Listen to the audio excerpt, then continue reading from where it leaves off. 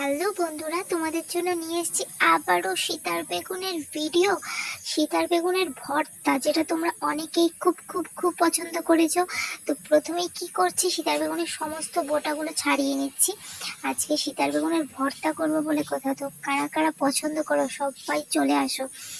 এই দেখো, অনেকগুলো সীতার বেগুন তোলা হয়েছিল, সেগুলো সব আজকে একসাথে ভর্তা করব।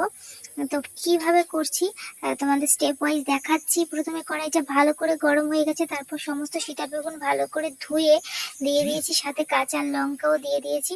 এগুলো সব তেল ছাড়া ভালো করে ভেজে নেব একেবারে ভালো করে। দেখো অনেকটা লালচে লালচে দাগ পড়ে গেছে, তো ভালো করে ভেজে নিয়েছি। ভেজে নেওয়ার পর এবার আমি রসুন দিতে ভুলে গিয়েছিলাম, সেই জন্য এগুলো নামিয়ে তারপর দিয়ে দিলাম কড়াইতে